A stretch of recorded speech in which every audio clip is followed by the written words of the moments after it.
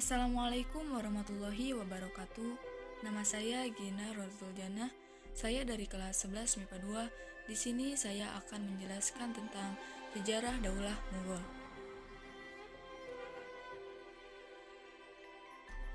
Sejarah Daulah Mughal.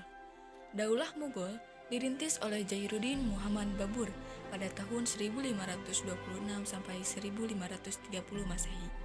Ia adalah salah satu cucu dari Timur Leng. Ayahnya adalah Umar Mirza, yaitu penguasa Pargana.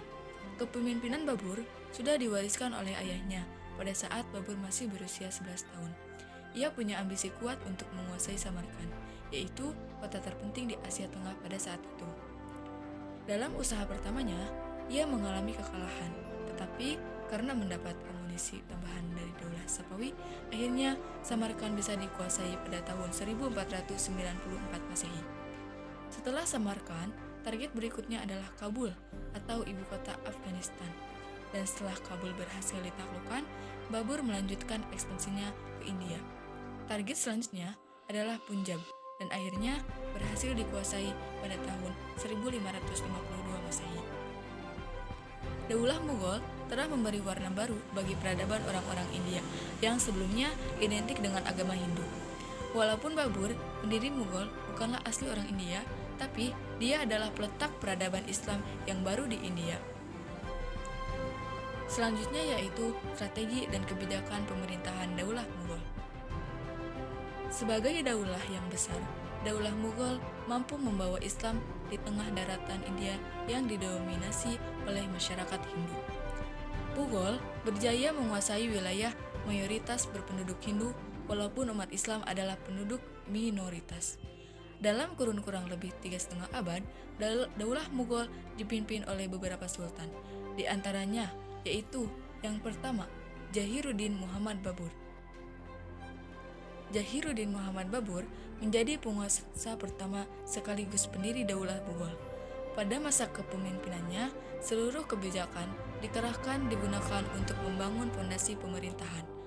Pada awal kepemimpinannya, Babur masih menghadapi ancaman pihak-pihak musuh, utamanya di kalangan Hindu yang dari awal tidak suka terhadap pendirinya. Daulah Mughal, Jairuddin Muhammad Babur menguasai wilayah yang sangat luas, berbatasan dengan Kekaisaran Ming di timur atau Tiongkok dan Daulah Safawiyah di barat atau Persia. Jairuddin Muhammad Babur tutup usia pada tahun 1530 Masehi. Yang kedua yaitu Humayun. Humayun melanjutkan kepemimpinan ayahnya Babur. Humayun pemimpin Mughal kurang lebih 26 tahun. Daulah Mughal di bawah kepemimpinan Humayun bisa dikatakan sebagai masa konsolidasi kekuatan periode pertama. Humayun masih banyak mendapatkan tantangan, di antaranya dari Bahadur Shah, penguasa Gujarat yang berusaha untuk memisahkan diri dari kekuasaan Mughal. Dan yang ketiga yaitu Jalaluddin Muhammad Akbar, yaitu menjadi raja terbesar Daulah Mughal di India. Dia lahir Umarkot, Sind pada tanggal 15 Oktober 1542. Akbar adalah pemimpin Mughal paling kontroversial, menggantikan kedudukan ayahnya ketika masih dalam usia 14 tahun. Pada masanya dikenal sebagai masa kebangkitan dan kejayaan Mughal sebagai daulah Islamiyah terbesar di India. Karena usia yang masih sangat belita, Akbar mempercayakan urusan pemerintahan kepada Bairam Khan. Setelah dewasa, Akbar mengambil alih suatu wewenang pemerintahan dari Bairam Khan yang sudah memiliki pengaruh kuat di Mughal. Semua wilayah dapat dikendalikan dalam pemerintahan militeristik. Dan yang keempat yaitu Nuruddin Muhammad Salim atau Jahangir. Nuruddin Muhammad Salim lebih dikenal dengan sebutan Jahangir. Lahir pada tanggal 31 Agustus 1569 di Fathur Sikri dan naik tahta 8 hari setelah meninggalnya Sultan Akbar. Jahangir berkuasa selama 22 tahun. Dengan didukung oleh kekuatan militer yang besar, kepemimpinan Jahangir menjadi lebih kuat. Semua kekuatan musuh dan gerakan pemberontakan berhasil dipadamkan, sehingga seluruh rakyat hidup dengan aman dan damai. Yang kelima yaitu Shah Jahan. Shah Jahan lahir 5 Januari 1592, merupakan raja kelima Daulah Mughal di India. Tatkala masih anak-anak, ia bernama Khurram. Nama Shah Jahan dikenang di atas kemegahan bangunan-bangunan yang didirikan tatkala menjadi raja. Mahal dan Masjid Jama adalah dua bangunan megah yang diwariskan kepada dunia. Kini, buku-buku sejarah kekhalifahan Islam mencatat namanya sebagai penguasa yang berjasa pada peradaban manusia. Di masa kekuasaan Shah Jahan, Daulah Mughal mencapai puncak kejayaannya. Ia dikenal tegas dalam menindak pembesar kejayaan yang tidak jujur. Yang keenam yaitu Aurangzeb. Aurangzeb naik tahta dengan menghadapi tugas yang berat. Kedaulatan Mughal sebagai entitas Muslim India nyaris hancur akibat perang saudara.